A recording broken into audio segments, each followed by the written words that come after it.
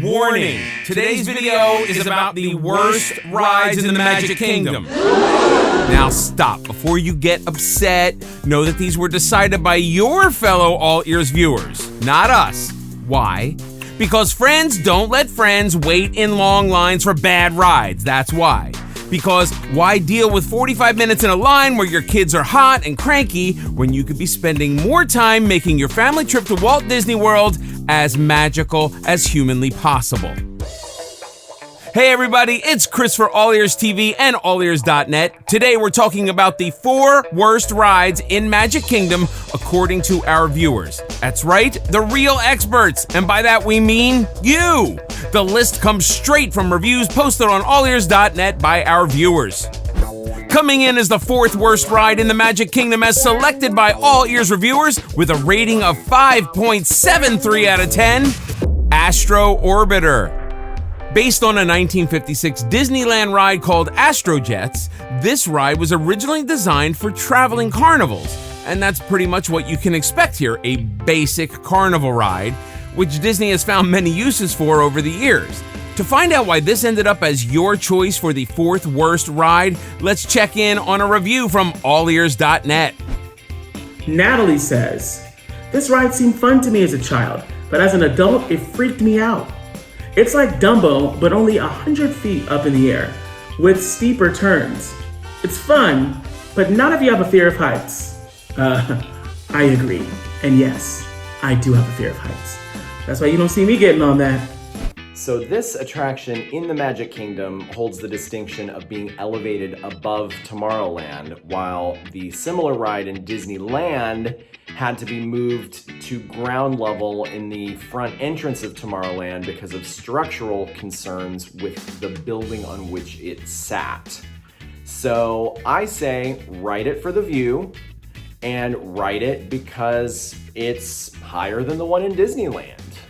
I can't say much about the view because I keep my eyes closed.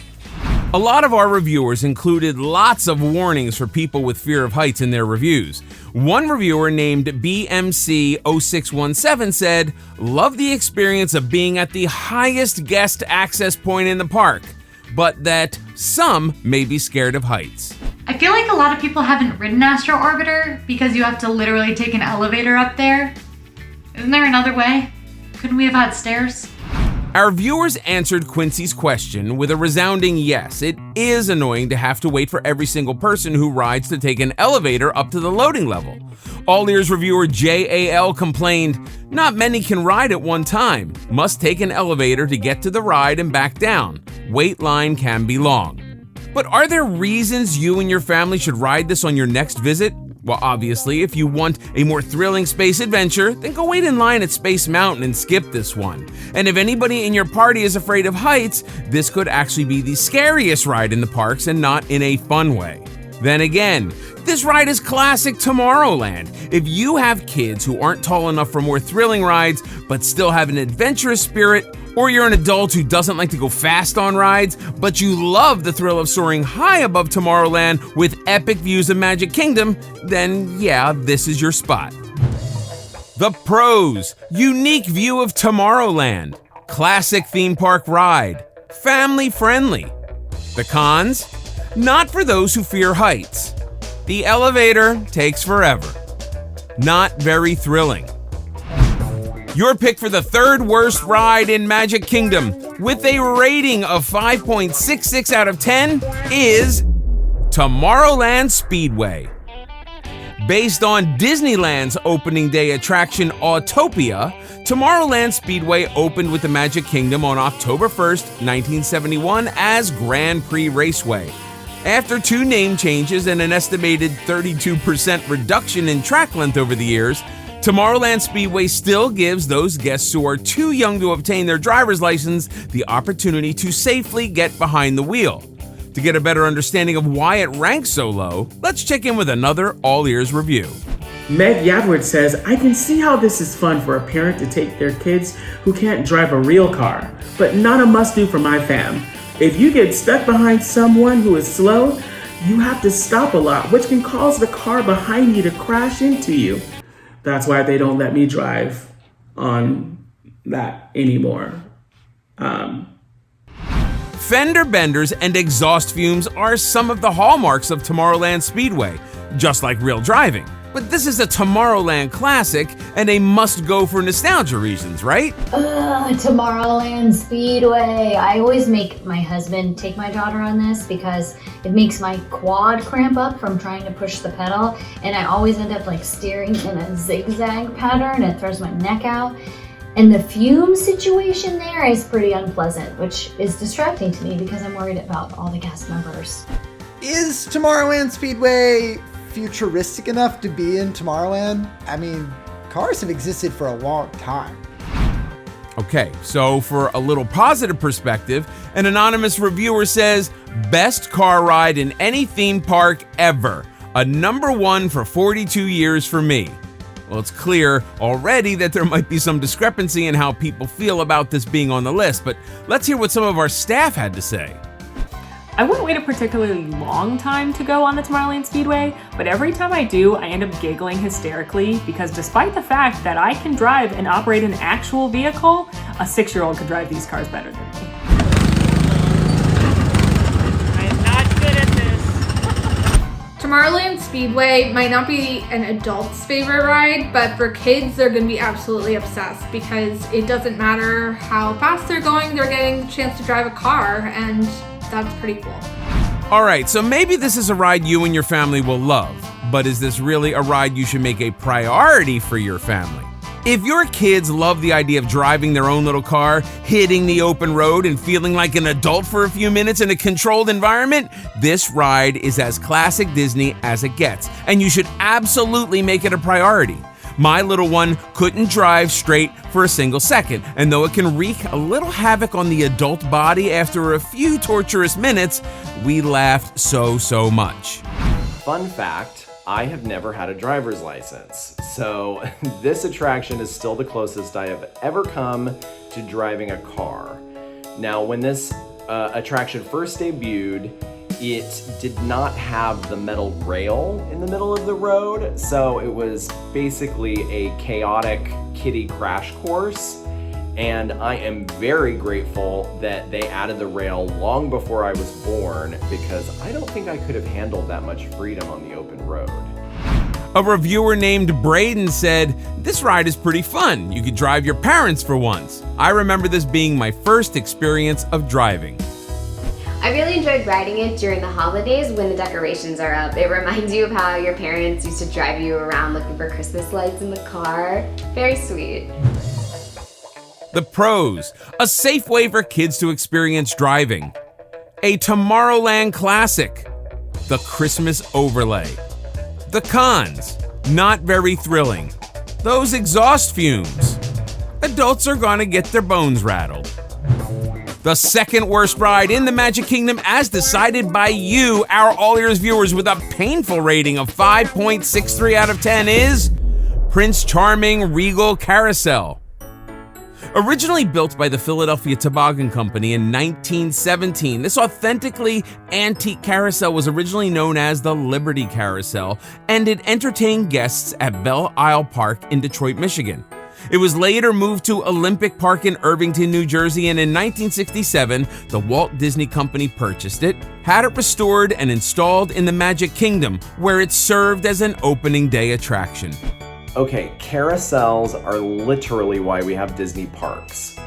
Walt had the idea for Disneyland while he was sitting watching his daughters, Sharon and Diane, riding a carousel. So this is in the same category for me as the railroads. Every time I am in the Magic Kingdom or Disneyland, I always stop at the carousel and I pay my respect to Walt. It's also important to note that Walt's advancements in theme park artistry may have rendered some of the classic rides that inspired him originally obsolete in comparison to the thrills he managed to engineer.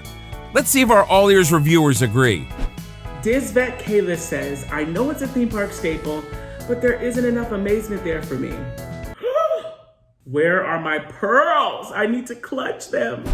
I'm honestly sad that Prince Charming's Regal Carousel is so low on the list. It's a classic. I get that it's not as technologically advanced as some of the new attractions or maybe as beloved as classics like Dumbo and Peter Pan's Flight, but it's so wonderful and quintessential. On the worst list? It's not exciting, but who hates a carousel? Not every AllEars reviewer agrees this is one of the worst rides on property. Monorail Hop 22 says, not much to say, classic carousel ride for the whole family. I know you can go on a carousel at tons of places, but this is still a must-do for us. The kids love going round and round looking at the castle and everything else there is to see. I'm not gonna lie, the idea of taking a leisurely spin on a beautiful antique carousel right now next to Cinderella Castle with my family sounds really nice right at this moment. So, should you and your family make it a priority to ride the carousel even though it was voted the second worst ride in the park? If you have small children, children who are afraid of more intense rides, elderly family members, or other adults who just like to take it slow, because keep in mind there are some benches you can ride in and skip having to mount one of the horses, or if you love the history of the Walt Disney Company and want to pay your respects to the origin of Disney parks, yes, ride the carousel.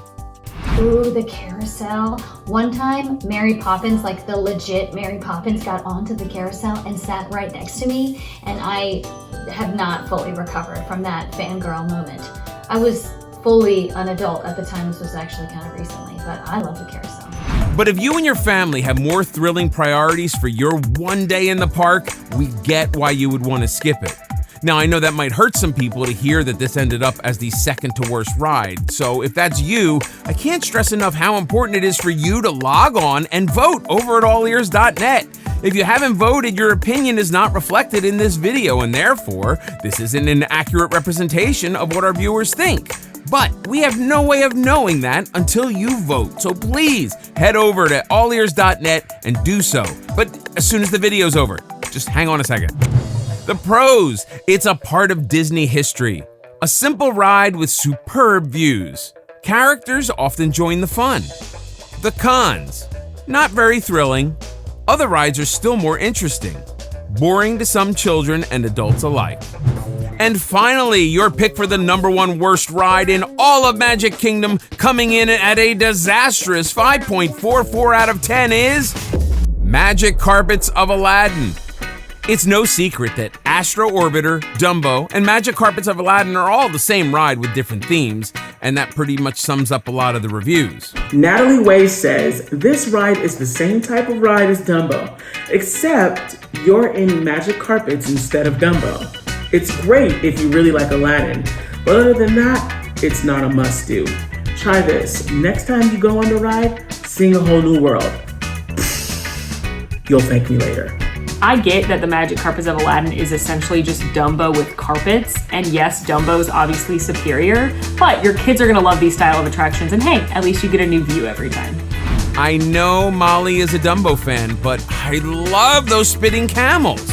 This ride is all about the views for me. I tend to focus less on moving it around with the levers, and I just kind of kick back and take in the views of Adventureland that you can't get any other way. So one fun thing that does happen with the Magic Carpets of Aladdin is that occasionally Jasmine and Aladdin will actually come out to ride the ride prior to going to their meet and greet spots. Well, now that's pretty magical, but I still love the spitting camels.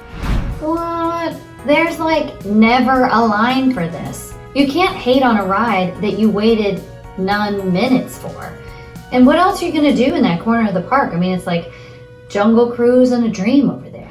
Despite having the lowest rating of any ride in Magic Kingdom, our viewers actually recommend riding it 18% more than Prince Charming Regal Carousel.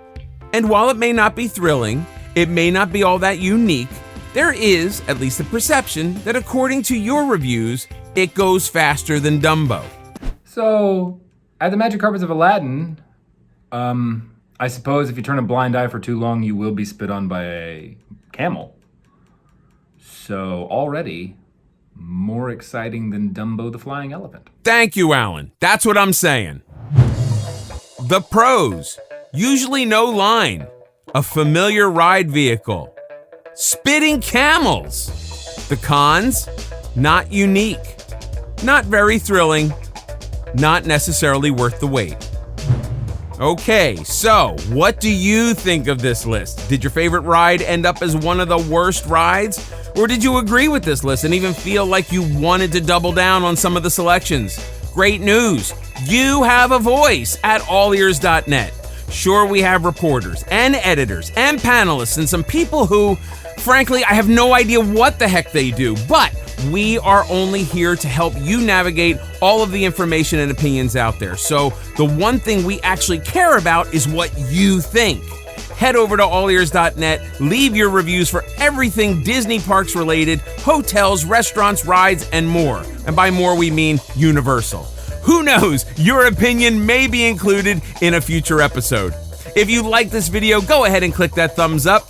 Be sure to stay tuned to All Ears TV and AllEars.net for more Disney news. Follow us on Instagram at AllEars.net. New to the channel? Check out our other All Ears videos right here. And please subscribe to AllEars.net and clang the little notification bell, and you'll immediately get notified when we post a new video. This is Chris for All Ears TV. See you next time.